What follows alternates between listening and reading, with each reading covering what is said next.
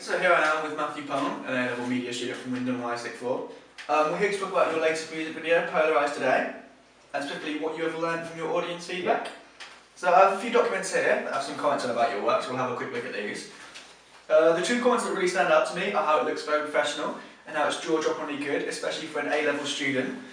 So this must be great for you to hear, and how do you react to these responses? Well, it's really nice for me to hear this positive feedback. I take it all on board, I look at what they like and I try to implement it into my future works. But I really do want to sometimes hear the constructive criticism, as it allows me to improve my work and develop it in the future.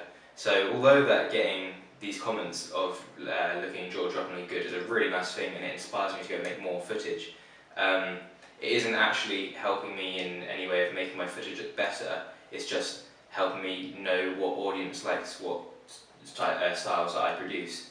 But yeah, at the end of the day, it's a really nice thing to hear, and yeah, I thank that person for putting that comment. So have a look at a comment of your music video that is jaw-droppingly good then, shall we? Yep.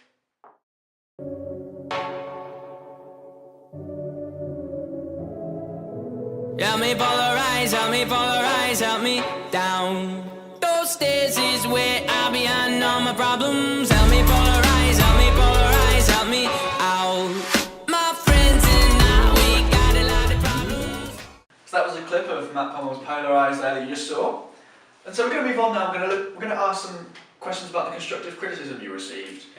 Most of the criticism was about your hidden messages, and in particular the hat and the bottle. So can you talk us through what you meant by them, please? Yes, well, the hat and the bottle were the two most problematic hidden messages that came throughout the entire piece.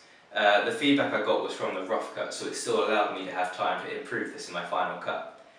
So the way I tackled this problem was there's two options for me. There's either go and reshoot footage or change it in the editing and the effects. The shooting the footage again is probably the ideal answer. Wasn't available to me because I didn't have the cast and the actors were available to me at the time where I needed them. So I was sort of pushed into the way of doing it by editing and the effects. So the way I did the editing and the effects is I used, for the bottle, I used an effect called Colour Leave, and it made the bottle remain orange and the background remain black and white. This, at least, the viewer would understand that this bottle resembles something. It's got something to do with it because it draws their attention to it. It's not something they'll just scan over when watching a video.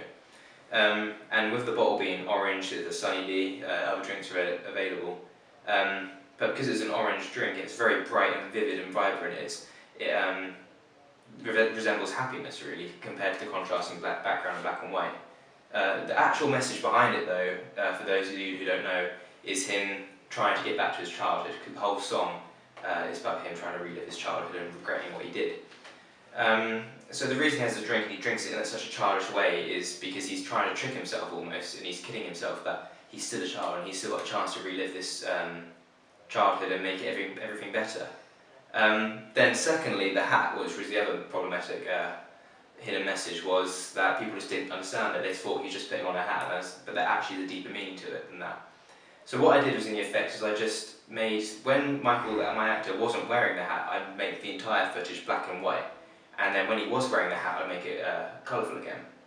So this made, again, the viewer would understand that this hat is the catalyst in this change and they know it means something. So when he puts the hat on, they think, oh, he's a bit happier now because, again, black and white resembling depression. The whole song's about depression again. And his hat is like a security blanket is what I was going for, the effect. Because I did some research into this and found out that most children, when they are insecure about themselves or suffering from like depression, or the fear of growing up even, they all have an item, and the most common form is either a blanket or a hat. And I thought a hat's quite an easy or simple way to put it into my video.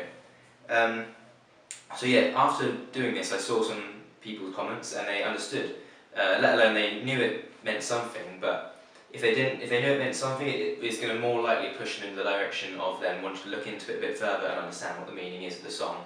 And some people did understand the entire message, which is brilliant to hear.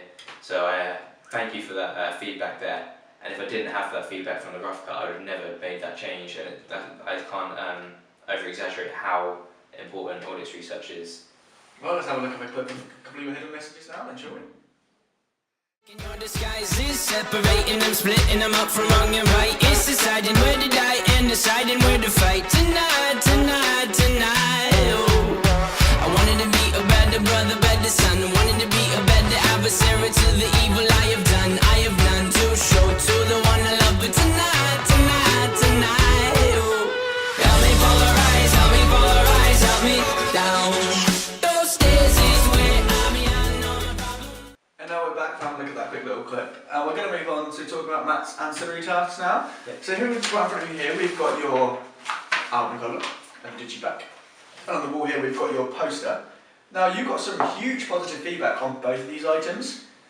And it's hard to pick out anything to improve on, some people said. So how did you create such a well-rounded ancillary task? Yeah, well, when I was making my ancillary tasks, I did get a lot of feedback while creating it, and by the time it got to the final product, as you can see here, there was a lot of positive feedback, which is, again, really surprising, to be honest. I was really grateful for the feedback I got. But I only got to that stage from the feedback I got when I was developing the ancillary tasks. The most prime example is the front cover of my digipack here that you can see. It started off very simple with just Michael's face and the lyrics, the song and the background, the back covers, song titles. The things that I was introduced to on a couple of different occasions was putting the copyright wording, the record labels, and this lens flare effect.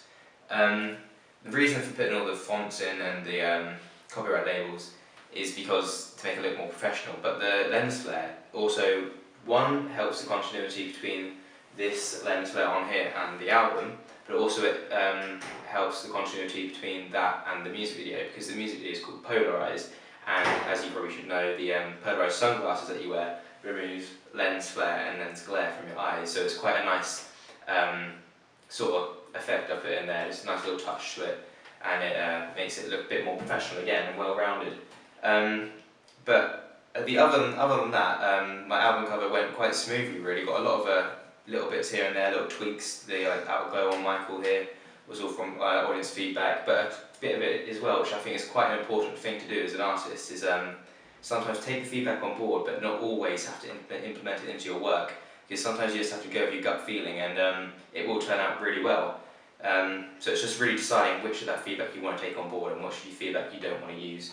And anyway, onto the actual poster here, you can see it started off as just the words, which are actually the lyrics of the song, on Michael's face, which I edited through Photoshop, and with the title. Again, the parental advisory and the FBR logo wasn't there, and so was the lens flare.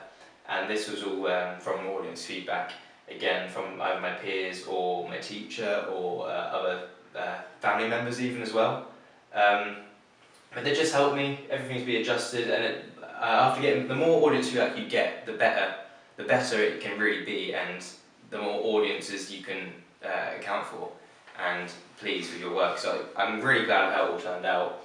But again, it would never have gotten to the stage it was without the audience feedback, and I learned so much from it, and more the little nitty-gritty details, which I would never pick up myself, I got from audience feedback, which is just really valuable to have. Okay. So now if we just look under here, I'll bring it up, I'll show you there. From looking at 25 student feedback forms, we've calculated your average mark to be 38.5 out of 40. Wow. And 14 students gave you a full 40 out of 40 marks. So what can you take away from this information? Well, first I'd like to thank those students who gave me 40 out of 40 marks. It's a really nice thing to hear. I'm really pleased that they enjoyed it. But what I really want to read into is the people who didn't give me full marks, not because I'm angry at them, but because I want to learn what could I have done to make them like my music video better, and how can I next time improve on it so I satisfy what they want. So basically I'll look through them, and if there's any points, hopefully there will be some points for what they didn't like. So maybe if they didn't like a couple of the shots, or they didn't like a couple of the effects that were done, I can bear that in mind next time. But like I said, you don't have to you can take things on board, but you don't have to use them. But it's a nice thing just to know. And I will look at the people who gave me lots of marks and see what they did enjoy. And in my future projects, I will hopefully use them and implement them into my future projects, so I know they work well for this specific audience. And this feedback as well will also help me analyse which audiences like what parts of my video best, and when I'm doing a new piece of work, maybe it be a music video, film, TV programme, anything, I can look at what audience out of this research specifically liked what and what they didn't like, and I can really equate for those audiences in the future. So that worked really well for me, and I'm really glad that you've got that information for me. It's really valuable. Okay. Finally, what do you think you can take away from this feedback and use it to make your next piece of work even better? I think that I can take away from this feedback that, one, hidden messages need to be addressed more thoroughly, and I need to put myself in the viewer's shoes almost and think what they're going to see for the first time, because obviously I've seen the video, I know what the actual thing is in my mind, so I need to go through a blank slate and sort of research it myself and audience feedback from myself. But again, I'll take away from this experience that audience feedback is absolutely vital to make a good piece of work, for it be ancillary tasks or final music videos. And I'll always be doing that in my future piece of work. It's such a valuable piece of information to have. And again, like I said, I know what they like and what they don't like for specific audiences. So yeah, that's what I would take away from this. And just for your new fans out there now, is there any projects you're working on at the moment? Well, yeah, I'm going to be doing a music video for Red Hot Chili Peppers, for their song Suck My Kiss. I'm actually seeing them live in a festival in the summer, just to see what their personalities are like, so I can really portray their personalities in a music video. So you've got that to look forward to, and that should be coming out around summertime this year. So yeah, I really look forward to doing that task. Okay, so that was us talking to Matt Palmer. Thank you very much for joining us today. Thanks, and keep an eye out for Polarize on YouTube in the next few weeks. Be a better brother, better son.